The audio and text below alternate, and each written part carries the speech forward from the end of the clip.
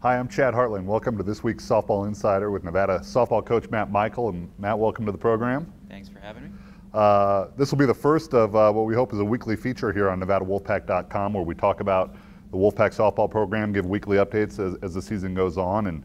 And we're a couple weeks into this season. Matt, let's go ahead and recap the first couple weeks. You go down to the Kajikawa Classic in Phoenix to open the year, and then 2 weeks ago at the Stanford Invitational. And you come out of those 2 weekends 3-5, and I guess the common theme is some of the tough competition you played, all 5 losses to teams currently ranked in the top 25. Let's go ahead and talk about those first 2 weekends.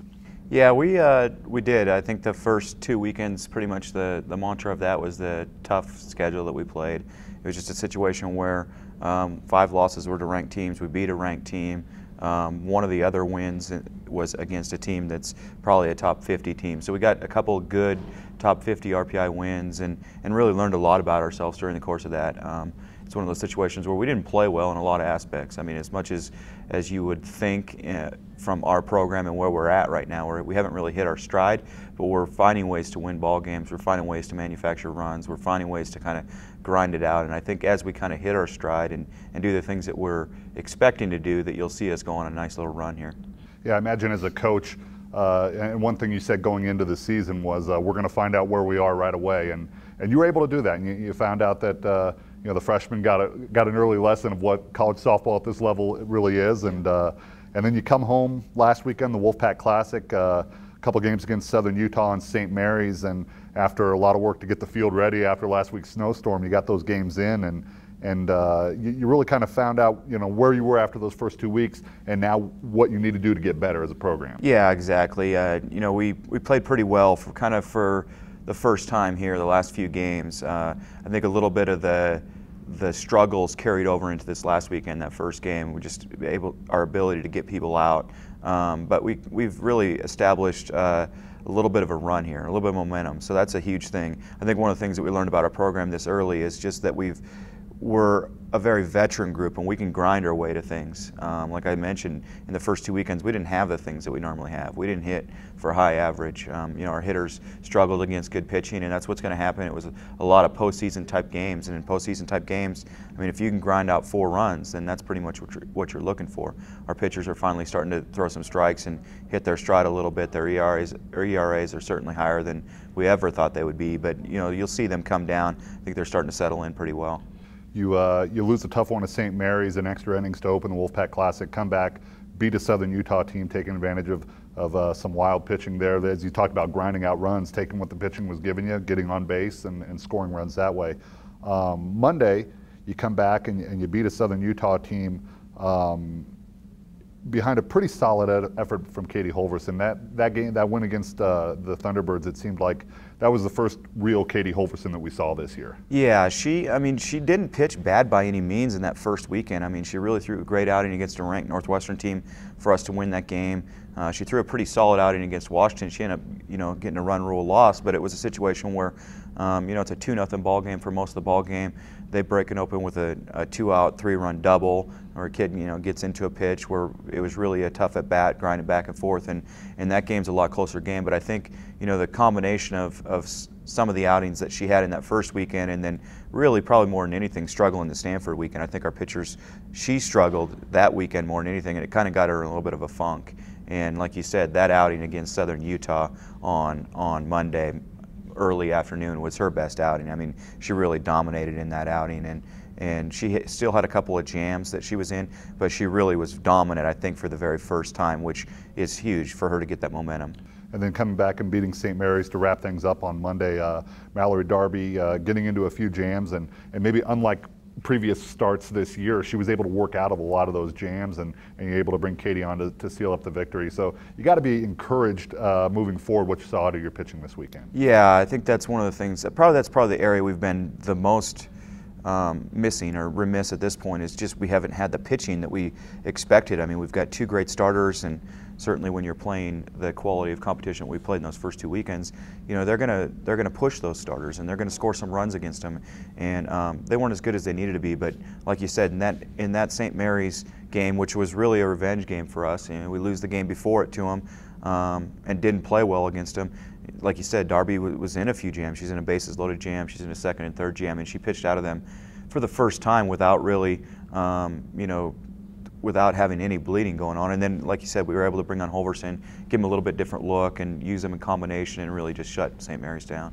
Offensively, a bit of a slow start, and you faced some tremendous pitching this year. Certainly, Danielle Laurie at Washington and Kenzie Fowler at Arizona. I mean, those are two as good as it gets right there.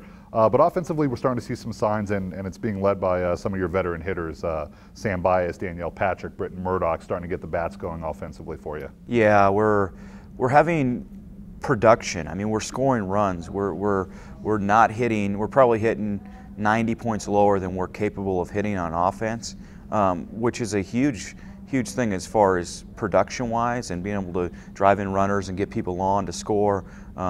We've struck out a lot more and as compared to walks that we would normally but we're finding ways to grind out runs, and I think that's a sign of a veteran club. I mean, we've got 5 returning people on offense, and we've kind of peppered in 4 along the way, and those 4 are really starting to come around. You saw a couple of the freshmen have nice weekends at the plate, and Amanda Nims really started to turn on a nice weekend at the plate. So I think getting a little bit of momentum and then kind of mixing them in with the veteran group that's been steady. I mean, they're not performing where they need to be performing and where they think they should be performing, but really if you look at their numbers and what they've put up in the 12 games against the level of competition, for those guys to be hitting in the 300 range, that's to be expected at this point, especially with the schedule we played.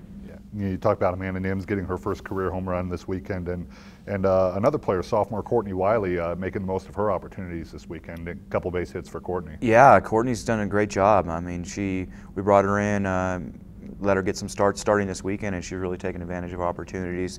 She's like the level of aggressiveness she's brought to the top part of that lineup. She's put together some great at-bats. She drew a few walks during the course of the weekend. She seemed like she was on all weekend long, and that was helpful for her and helpful for us, for her to be in that 2-hole and to really be able to beef up the top of our lineup. Let's talk about this weekend. Kind of a special event for you guys to get a chance to go down to Oklahoma. You're going to play 4 ranked teams in 3 days down there. First Friday night taking on an Oklahoma Sooners team that you're certainly familiar with, and then the real neat part of the weekend on Saturday, a doubleheader at the ASA Hall of Fame Stadium where they play the College World Series, getting a chance to play 2 games there, first against Louisville and then an Oklahoma State program that you're very familiar with. And on Sunday, again, traveling up to Stillwater to play Oklahoma State again. So 4 games, 3 ranked teams. It's really going to be a challenging and kind of a neat weekend for the team. It is. It's a special weekend. I'm really excited about it. There's so many things that are going to be so much fun. I mean, like you mentioned, we're playing 4 games against 3 ranked teams, playing in 3 different venues, 3 beautiful venues. One of them is the site of the World Series. So that's special, and then when you're playing at Oklahoma and Oklahoma State and really getting a chance to play at some of those Big 12 venues and some of those Big 12 atmospheres, that's special. We get to play a Friday night game, which this early in the year is something that's special. I mean, we're kind of in that mode right now where we play tournament play. We don't play, 1 game in a day, and we certainly don't play the night game where you draw attendance. So, I mean, to be able to play Friday night down there in Norman in front of their crowd and in that atmosphere, it's going to be special. The one thing I love about it, and I feel like we're the team of this group that is probably the most battle tested at this point. I mean, we've played the toughest schedule of the 3 teams. I think we're more than capable of going down there and picking up a ball game or 2.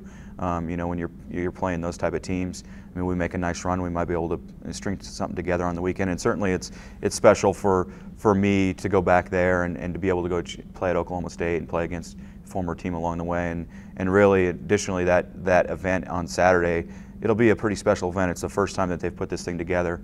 It's 4 teams. They've kind of geared it as an invitation only, as teams that are going to be ranked, and they're playing. Additionally, they're playing a non-conference Oklahoma State game, and we play right in front of that. So I mean, you're guaranteed the crowd's going to be pretty big that day out there. So we're just excited about the atmosphere, excited about being able to play well out there.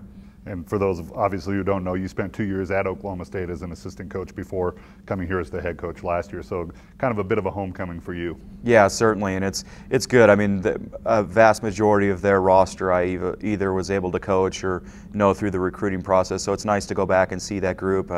Certainly, I like being on our end a little bit more as far as having the scouting report that we've got on their hitters and on the tendencies that they do. They don't really know anything. I don't think they've ever seen our program play. I wouldn't guess they know a whole lot about us other than maybe Holverson on the mound. Right. But other than that, I mean, like I said, I like I like us and the way we're going into it as far as the scouting report that we've got.